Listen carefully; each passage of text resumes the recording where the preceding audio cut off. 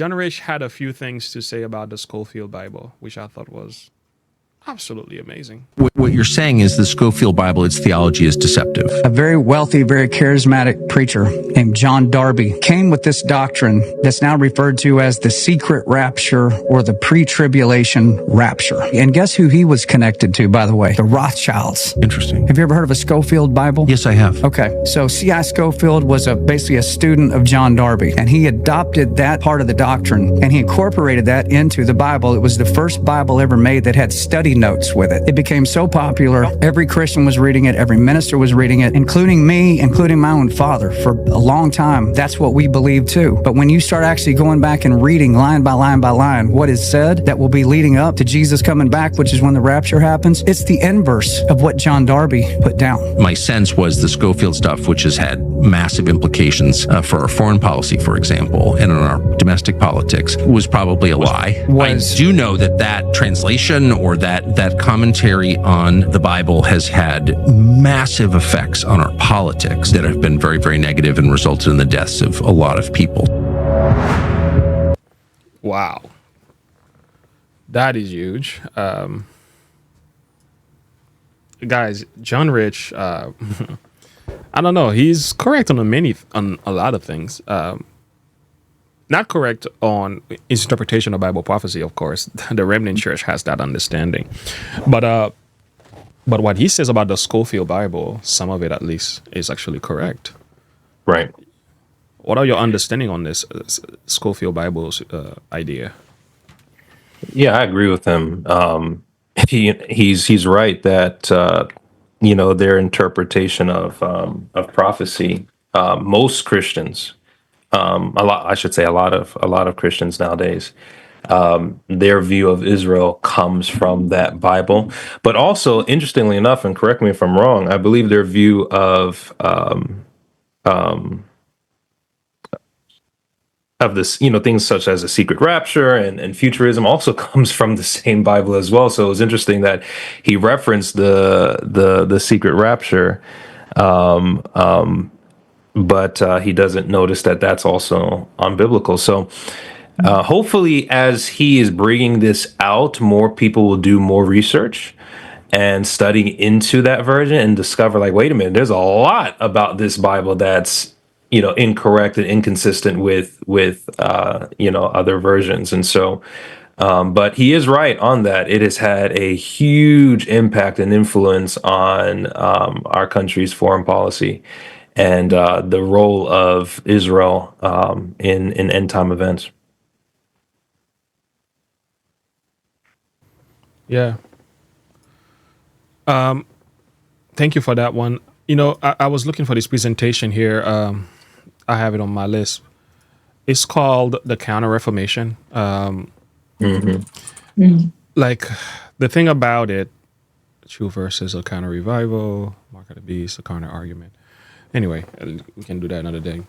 The thing about the Counter-Reformation, when I've actually looked into it and what happened with Francisco Ribera and Luis de Alcalá, they brought these two interpretations, preterism and futurism. The Scofield Bible adapted the futurism view, but it wasn't like you cannot say the Jesuits created the secret rapture. It's kind of like what the outcome was as a result of accepting an interpretation of Bible prophecy that was incorrect.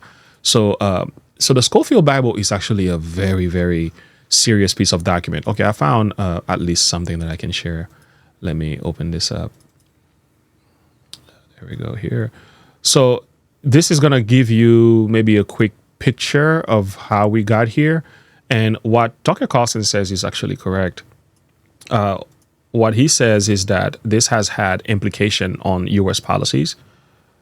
That interpretation of the Bible from Scofield alone with the secret rapture and their interpretation of where the Jewish faith is and who the Antichrist is and all of that, there's a lot of money being funded through politics because of that interpretation.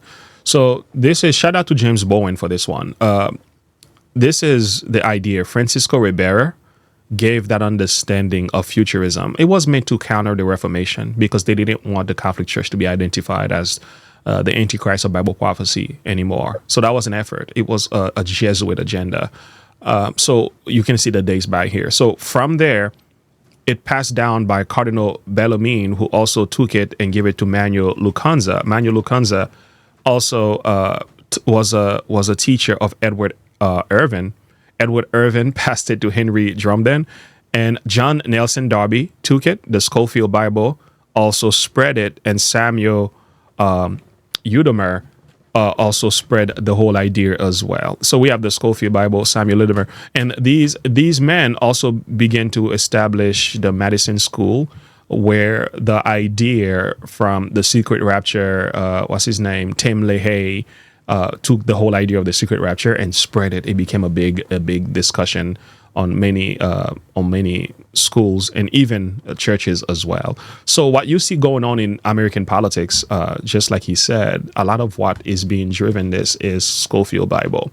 If you notice in American politics, you can't say nothing against the Jews. Like certain schools now will get hushed, and there are some people that are promoting things that I would say I don't agree with when they are supporting Hamas and stuff like that. And we can understand, and if they come on a student visa and stuff, you're not allowed to, get involved in this political discussion and supporting and going against the same country in which you're studying from. I can understand the nature of that argument, but sometimes that goes a little bit too far as well. And the reason that is almost like if you say anything against the Jewish faith today, even the political side of Judaism, like that is a problem. The reason behind that is the interpretation of the Scofield Bible. The idea of building a third temple, that's the Scofield Bible. The idea that we are going to have Antichrist, a physical Antichrist, one man Antichrist in the future, sitting in Jerusalem, that's a Scofield Bible. There's a whole idea about the red heifer sacrifice. There's a big discussion about this idea as well. That's from the Scofield Bible. The pre-Advent, rapture, the mid-trib, and the post-trib. The pre-trib. That's also Scofield Bible. So, and when you actually look into it, not only is this the mentality of many of Protestant evangelical churches, and again, it's a false doctrine. It's totally false. And John Rich is 100% correct. But also, U.S. politics. There's bloodshed. There are the ways we fund. I'm not saying I have an issue with Israel. That's not don't think this is anti-Semitic rhetoric. I'm not saying that. What I'm trying to say is the way politicians deal with Israel, their sensitivity, their mentality, their approach, their understanding to the nation of Israel today. As a nation, they still see it as God's people and everything like that. They don't see the spiritual element that's been done. But nevertheless, it is because of the Scofield Bible.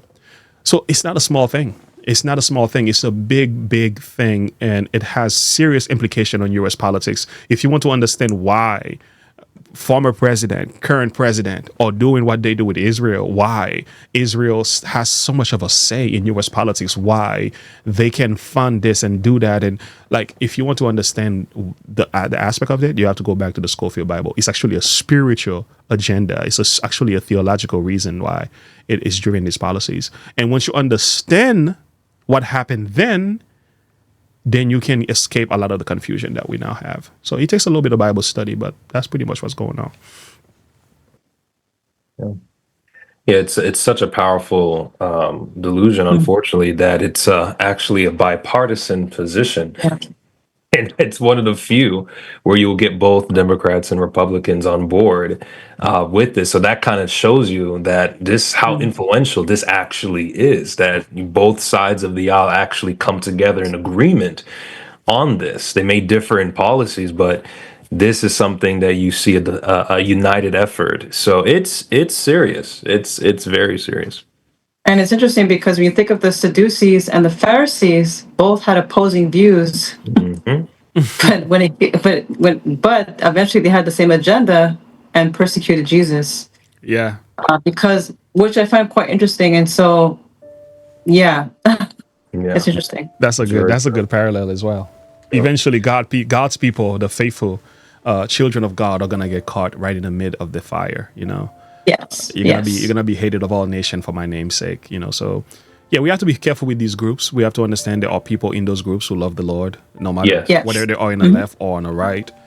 God's people can be found on both ends, but it's just that we want to be where Jesus is. That's where I want to be. Amen.